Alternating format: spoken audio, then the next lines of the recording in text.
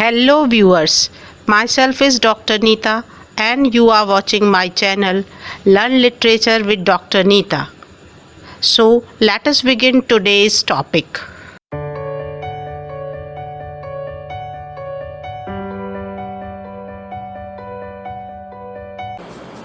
Hello dear students, आज जानेंगे orientalism के बारे में। ओरिएंटलिज्म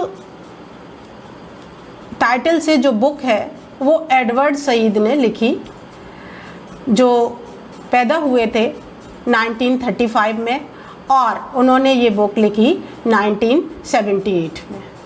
ये बुक एक ऐसी बुक थी जिसने उस समय जो भी क्रिटिसिज्म चल रही थी, लिटरेरी थियरीज चल रही थी, सोशोलॉजिकल थ्योरीज, हिस्टोरिकल परसेप्शंस चल रहे थे, उन सब में एक बेहद संजीदा किस्म का चेंज ला दिया। क्यों? क्योंकि इसमें जो ओरिएंटलिज्म का कंसेप्ट दिया हुआ है या उन्होंने जस्टिफाई करने की कोशिश की है सईद ने, वो कंसेप्ट एक ऐसा कंसेप्ट है जिसे लोग पहले उस एंगल से नहीं देखा करते थे। ओरिएंटलिज्म टर्म सईद से पहले भी था बट उसके मीनिंग कुछ कुछ डिफरेंट थे, लेकिन इन्होंने जस्टिफाई किया कि orientalism is not so simple a term, बल्कि ओरिएंटलिज्म एक ऐसा सीरियस कॉन्सेप्ट है जिसे हमें एक पर्टिकुलर एंगल से भी देखना चाहिए, जो इन्होंने इसमें दिखाया है, जिसे हम इसमें डिस्कस करेंगे। तो चलिए जानते हैं इसके बारे में। The term Orientalism is derived from Latin word Oriens meaning east rising sun and from the Greek word horos meaning the direction of the rising sun। यानी दो रूट्स हैं इसकी, लैटिन वर्ड से भी हो सकता है ये लिया गया हो या ग्रीक वर्ड से लिया गया है, लेकिन मीनिंग इसका यही है कि जो चीज़ें ईस्ट की हैं, दुनिया के ईस्ट में जो कुछ भी है वो। The term first occurred in English around 1779. Orient initially referred the Middle East, North Africa and Asia। पहले जब ओरिएंट वर्ड था तो वो ईस्ट को करता था, यानी दुनिया के ईस्ट में, यानी ईस्ट में इंडिया भी है, तो मिडिल ईस्ट के जो कंट्रीज़ हैं, नॉर्थ अफ्रीका और एशिया, ये सब मिला के ओरिएंट में माने जाते थे। Orientalism developed in the west specially during 18th century. 18th century में ओरिएंटलिज्म शुरू हुई। अब ओरिएंटलिज्म क्या है ये जानिए। As a branch of knowledge to study the language, literature, religion, thoughts, art and social life of the east. Those who were involved in these studies were called Orientalists। 18th century में एक प्रकार की study चालू हुई कि east के जो countries हैं, ईस्ट में जो नेशंस हैं, वहाँ की लैंग्वेज, वहाँ की लिटरेचर, वहाँ के रिलीजन के बारे में, वहाँ की आइडियोलॉजी के बारे में, वहाँ के म्यूज़िक के बारे में, वहाँ की और आर्ट्स के बारे में, वहाँ की सोशल लाइफ के बारे में स्टडी करें। ये एक प्रकार की स्टडी करने की चाहत वेस्ट में पैदा हुई, वेस्ट के लोगों में, पश्चिमी देशों के लोगों में। Those who were involved in these studies, इस प्रकार की स्टडी जो लोग भी वेस्ट में कर रहे थे उन्हें क्या कहा गया? ओरिएंटलिस्ट कहा गया होगा। स्टूडेंट्स इस बात को ध्यान रखिएगा, ओरिएंटलिस्ट वो लोग नहीं हैं जो ओरिएंट में रहते हैं, बल्कि ओरिएंटलिस्ट वो लोग हैं जो ओरिएंट का अध्ययन करते हैं। The concept of Orientalism is so wide that it could be applied to a number of disciplines like English literary studies, history, anthropology, sociology, cultural studies, etc. Concept इतना बड़ा है कि इसे आप हिस्ट्री में अप्लाई करें, इंग्लिश लिटरेरी स्टडीज़ में apply करें, एंथ्रोपोलॉजी में अप्लाई करें, कल्चरल स्टडीज़ में अप्लाई करें, कहीं भी इस ओरिएंटलिज्म के कंसेप्ट को अप्लाई किया जा सकता है। अब देखिए एडवर्ड सईद और उनकी ओरिएंटलिज्म क्या है। Edward Said was an Arab Christian scholar who studied the concept of Orientalism in entirely a new light and his observation initiated a discussion on the concept। Arab Christian scholar थे, इन्होंने study किया orientalism को, concept को, लेकिन बिल्कुल एक नई तरीके से, और जो उनके ऑब्जर्वेशंस थे उस पर बहुत सारा डिस्कशन, बहुत तरीके के विचार लोगों ने व्यक्त करने शुरू कर दिए। अब उन्होंने ओरिएंटलिज्म का इतना नया सा कंसेप्ट क्यों दिया, उसके पीछे बहुत सारे से फैक्टर्स हैं। उनमें से 4 मेन फैक्टर्स हम यहाँ डिफाइन करेंगे। His education during his childhood was in Egypt and Palestine. बचपन का जो उनकी शिक्षा दीक्षा थी वो इजिप्ट में हुई, ईस्टर्न कंट्री है, ईस्ट का कंट्री है। His education in adulthood was in United states of America, वहाँ हुई। क्यों हुई? क्योंकि उनके फादर शिफ्ट कर गए थे और बिजनेसमैन थे, तो वहाँ शिफ्ट कर गए, तो अमेरिका में, फिर अमेरिका में पढ़े ये। फिर पढ़ने के बाद ये वहीं पे लेक्चरर हुए और बाद में प्रोफेसर हो गए कोलंबिया यूनिवर्सिटी में। तो जो ये इनकी पढ़ाई लिखाई का सिलसिला था कि इन्होंने इजिप्ट की कंडीशंस भी देखी, इन्होंने यूनाइटेड स्टेट्स में क्या चल रहा है, लोग वहाँ क्या सोचते हैं ईस्ट के बारे में, ये भी देखा। उसके बाद प्रोफेसर हो गए तो बहुत सारे लोगों से मिले करे भी और डिस्कशंस भी किए और समझा कि ईस्ट और वेस्ट के बीच में क्या रिश्ता है। Apart from that his reading of A range of literary and scholarly text, बहुत पढ़ने लिखने वाले ज़्यादा व्यक्ति थे, तो बहुत सारे इन्होंने लिटरेरी और स्कॉलरली टेक्स्ट पढ़े और इन्हें अच्छे से पता था कि कौन सा स्कॉलर और फिलोसोफर किस ढंग से ईस्ट और वेस्ट को इंटरप्रेट करता है। और वो सारी चीज़ें जब एक साथ मिली तो इन्होंने ओरिएंटलिज्म का एक नया सा कंसेप्ट दे दिया। His book Orientalism was published in 1978, as I told you, and it described Orientalism as a construct of Western thought. So इसे समझने की कोशिश कीजिए, construct of Western thought, यानी वेस्ट की विचारधारा ने इसे बनाया है। ओरिएंटलिज्म नामक जो कंसेप्ट है ये कोई ऐसा कंसेप्ट नहीं है कि बहुत समय से एग्जिस्ट कर रहा है, नहीं, ये धीमे धीमे बनाया। किसने बनाया? वेस्ट की विचारधारा ने। वेस्ट की विचारधारा किसकी थी? वेस्ट के लोगों की। वेस्ट के कौन से लोग? जो ओरिएंटलिस्ट थे, जो ओरिएंटल लिटरेचर पढ़ रहे थे। Orientalism demonstrates how power operates in knowledge, ये बेसिक बात है।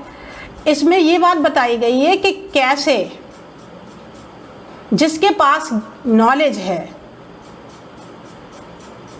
वो किस तरीके से अपनी पावर्स को एग्जर्ट कर सकता है।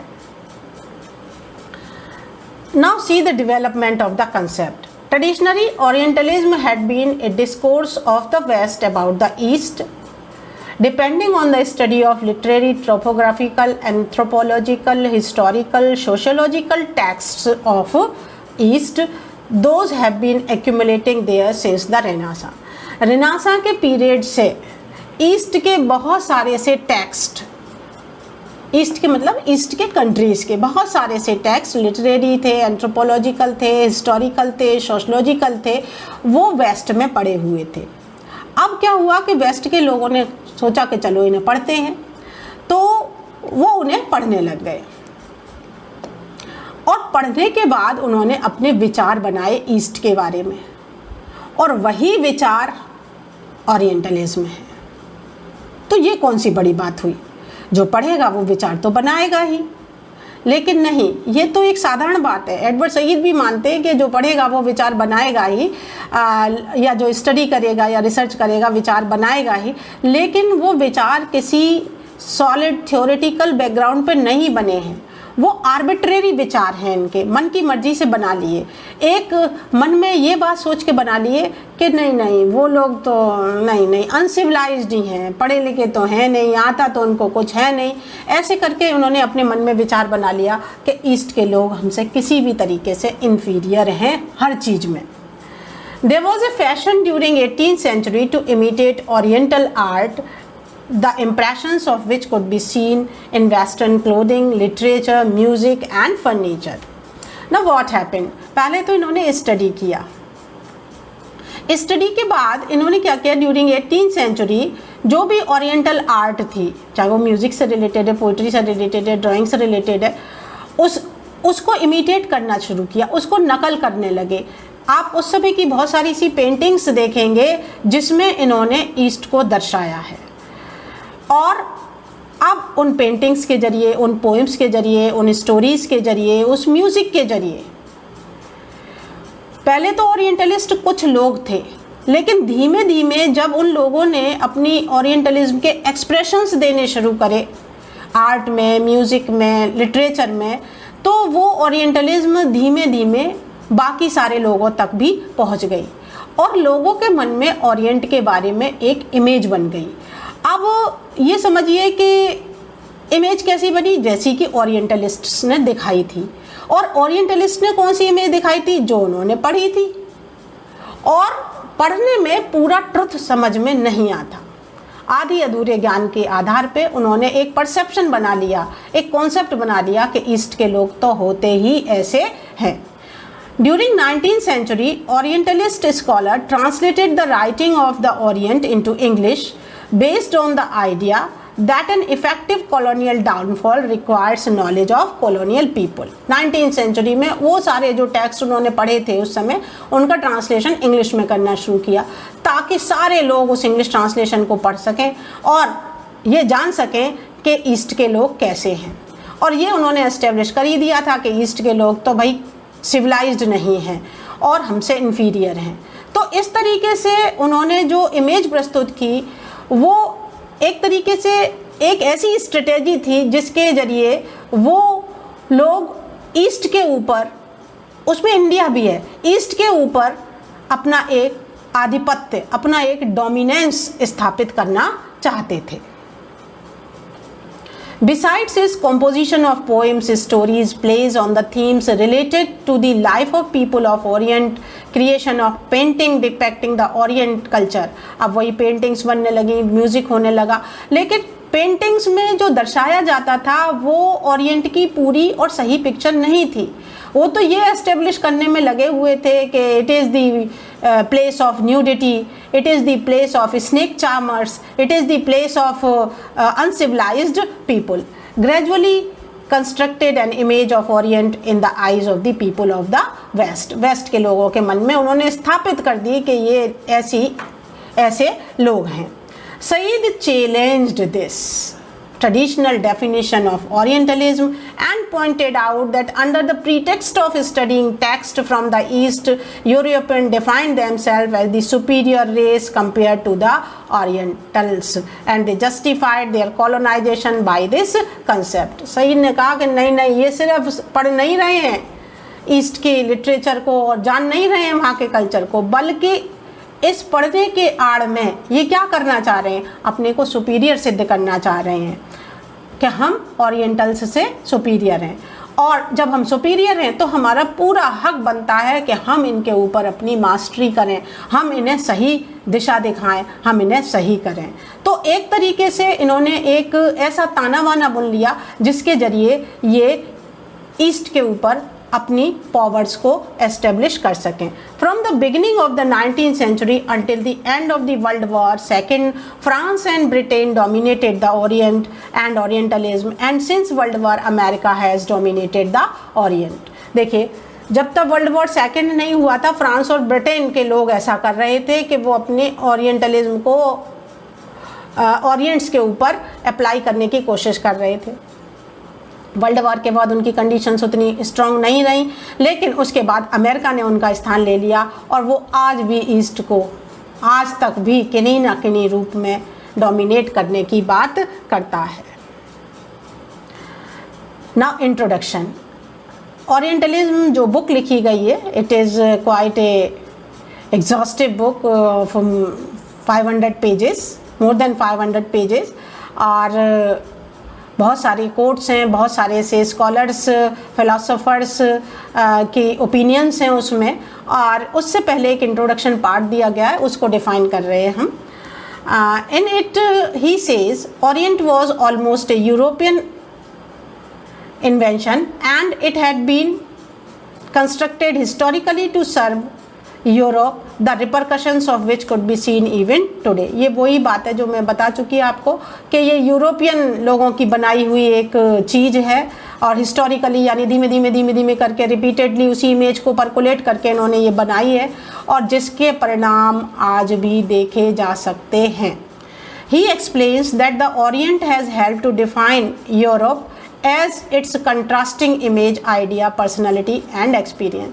अब हुआ क्या, इन्होंने तो ईस्ट को डिफाइन करने की कोशिश की, कि ईस्ट में ये कमी है, एक ईस्ट में ये कमी है, ईस्ट में ये कमी है। ऑटोमेटिकली होता क्या गया, हम में ये वेस्ट में ये कमी नहीं है, वेस्ट में ये कमी नहीं है, वेस्ट में ये कमी नहीं है। तो हमें इन्फीरियर साबित करने के साथ साथ, यानी ईस्ट को इन्फीरियर साबित करने के साथ साथ ऑटोमेटिकली एक क्या चीज हुई कि वेस्ट जो है वो सुपीरियर साबित हो गया।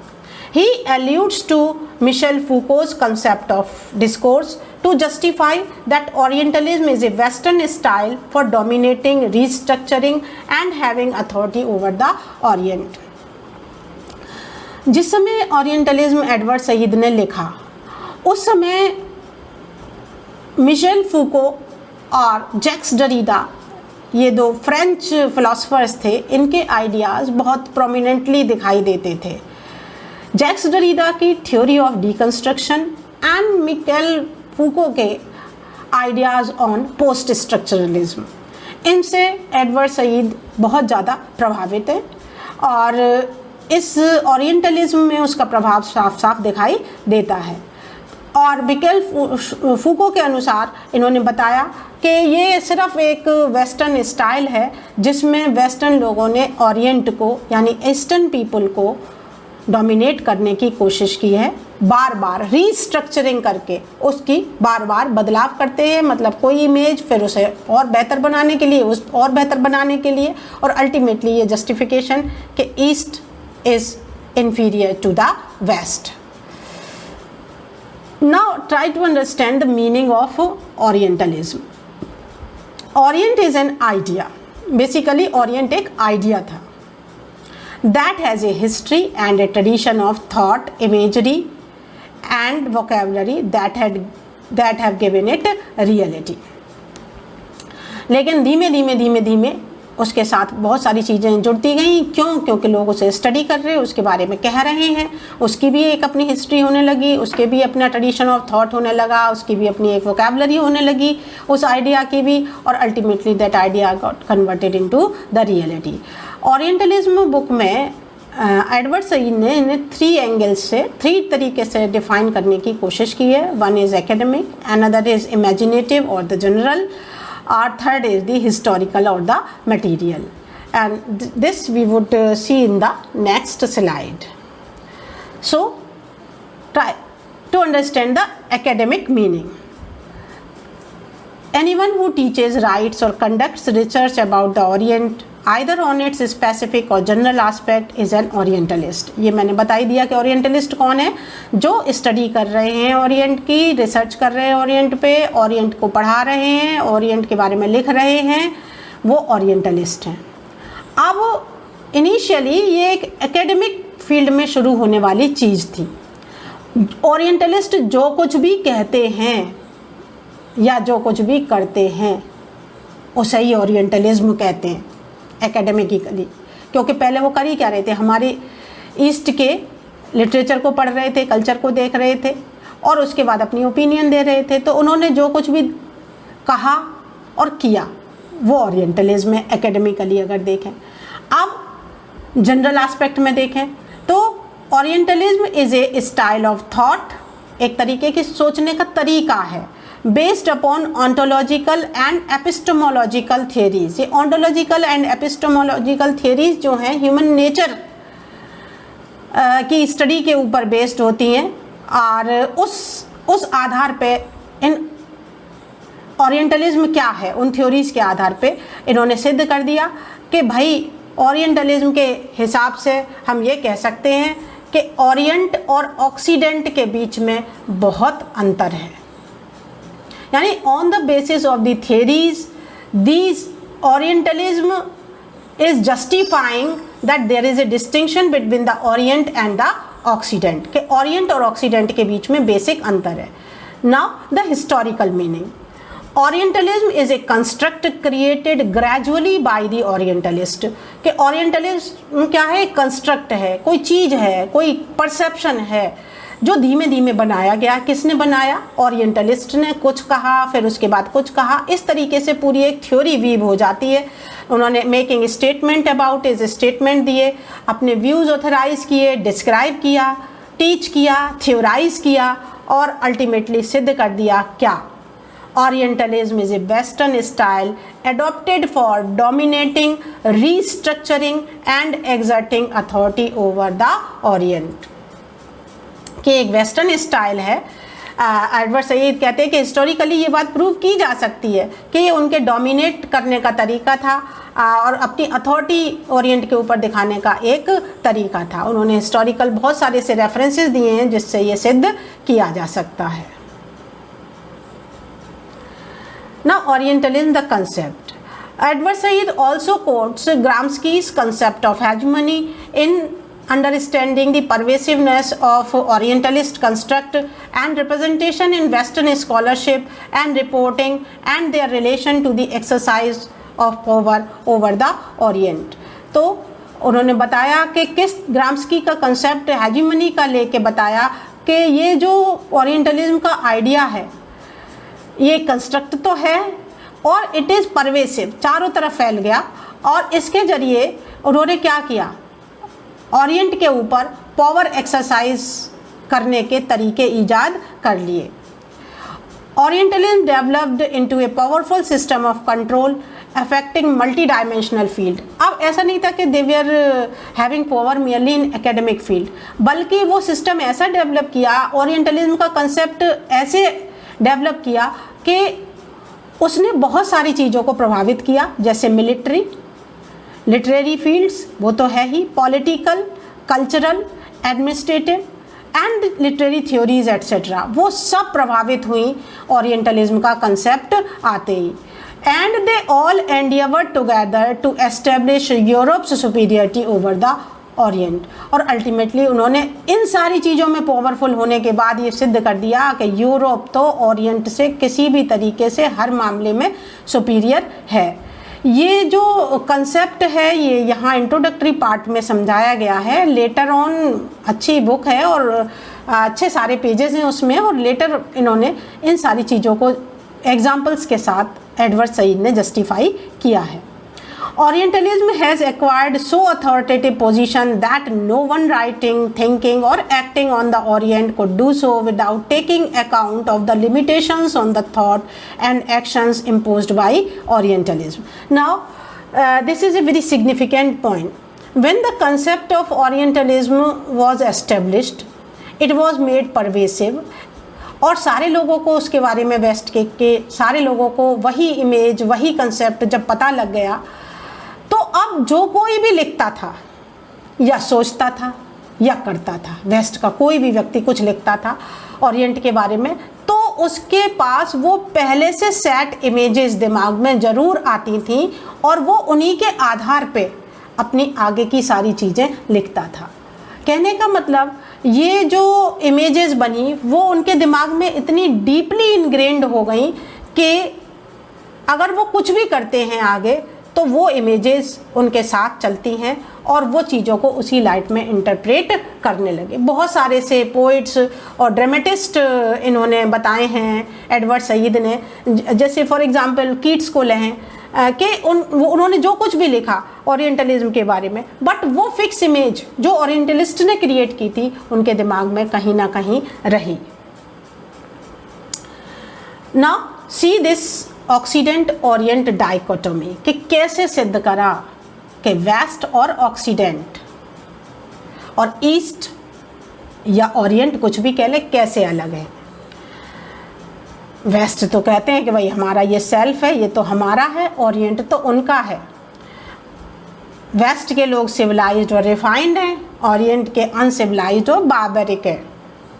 वेस्ट ऑर्गेनाइज्ड और साइंटिफिक है, जबकि ओरिएंट एक्सोटिक और मिस्टीरियस है।